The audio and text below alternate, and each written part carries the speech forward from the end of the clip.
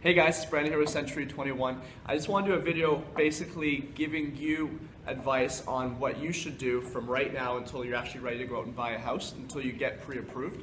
And because I come across so many people where they're at the stage that they're saving up more money and they think it's all about just saving up money, but there's so much more behind it. So I want you to be able to walk away from this being like, okay, I need to save up $10,000 more, but it should also focus on these things too. So I want that to be the intention of really this whole video here. And I'm with Grace Reynolds with My Mortgage Master, and she's a great mortgage broker that I refer all my buyers to and I work with closely. So basically, the point is just to find out and just basically pick your brain to figure out random information to really help you guys. So basically, what's the minimum down payment that first-time buyers need to when they purchase a house? So for the first $500,000, the minimum requirement is 5%. Anything above and beyond that $500,000, 10% will be required. For Peterborough markets, there's not a lot of $500,000 homes that we have. So 5% is absolutely perfect. Of course, the government likes to take their cut as well, and so an additional 1.5% is required for like land transfer tax, legal fees, and things like that. So ideally, we like to say that you should have saved or gifted about 6.5% of the purchase price. Yeah, Okay. Yeah, exactly. So if you happen to be a little short, then let's have our conversation. Let's sit down. Let's chat about what we can do. There are a lot of options that are out there for you, so so we can sit down and I can kind of help guide you in the right direction. Awesome. And then, so what you say is the biggest challenge that first-time buyers face when trying to get a mortgage? The biggest challenge. The biggest challenge. Okay, I would say saving enough money and employment.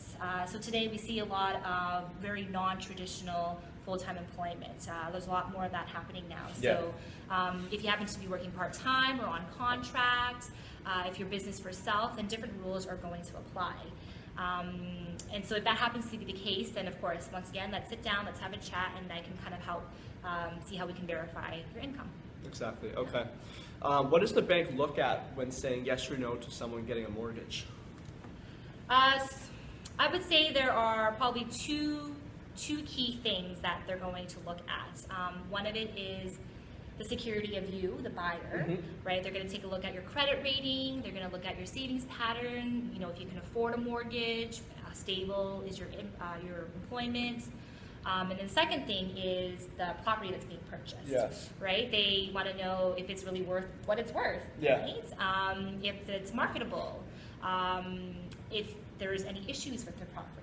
Right? So they're going to want to take a look at those two main things, because I mean, you could be the absolute perfect buyer, but if they see that you've overpaid, or if there's major issues, or there's a sinkhole in the basement, if there's a grow-op going on, you're not getting a mortgage, right? If there's more mold in the fridge, than like a college student's fridge, and you might want to be a little worried, right? No, they're not going to give you a mortgage. Perfect. Okay, so when someone's going to go get a pre-approval, why would you say it's better to go to you, a mortgage broker, rather than going to a bank? Great question. It really boils down to one key thing, and that would be choice, right? So a bank works for the bank, and I work for you. You work for the client. I work for the client, yeah. So which is huge. I could give so many examples of why that's like That's right. So for instance, let's say you walk into a bank. You walk into RBC, you go into your bank. That bank rep is going to sell you an RBC product. How do you know if that product is really the best product for you? Out of the whole market. Out of the whole entire market, right? Maybe TD is better, maybe Meridian, maybe MCAP have better solutions for you, and that RBC bank rep will not know that, right? As your licensed mortgage broker, I have access to the entire market, so it's my responsibility to do what's best for you. And to find the best option from all those different mortgages. From all the options that you have out there, right? And that way, you have the options, you know that working with me, you've got those options, and we'll be able to make that the best decision for you. Perfect. So if I'm a buyer and I want to buy, say, a $300,000 house, what credit score, what debt, what income should I have? Just paint a picture based on wanting to buy a $300,000 house. What should I basically have from a high level to make that happen? Okay. I would say that, the general rule of thumb here really is just to make sure that you have a really good Beacon score, right? So a credit rating of 650 or higher. That's the credit score. Yeah. Right? Okay. Yeah. And then, as mentioned, 6.5 that's been saved or gifted to you. Yeah. And approximately an combined income of about 75,000. 75,000. There's more involved okay. to it, of course, but just as At a general 300,000. rule. Yeah, just as a high level. Okay, just to help those who are watching kind of know basically where you should be at to get a $300,000 house. Yeah, for sure. So if you give advice to someone buying their first house who's currently saving up some more money, what would that one piece of advice be? Ooh, what would that advice be? I would say have a plan. Having a plan is huge. This is going to be one of the most exciting, but also one of the most scariest experiences you're going to go through. And so having a plan is super, super key. Oh, right? I think that's so important. I think that's really the point of this video is basically those watching to be like, look, I have $4,000 right now, but I want to get to 15.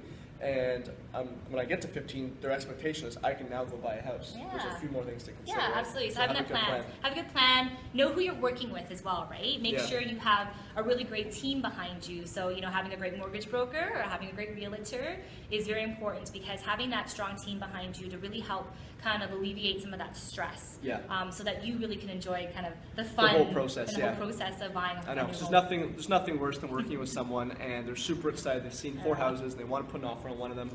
And they're just worried about the mortgage side of things because the bank hasn't really given them a true answer or not. Yeah. Absolutely. So is the pre-approval, and I've touched on this in my videos a few times, but is the pre-approval the very first step a buyer should do before they go out and buy a house? We know the answer Sure to that. is. Yeah, good question. Yeah, absolutely. Not only will it save you time and save you money, and confirm that you can afford That a you can actually mortgage. go buy a Yeah, house, absolutely. But the most important thing that it really helps us do is it highlights any issues that might come up, right? Yeah. You don't know what could be hidden in your bureau.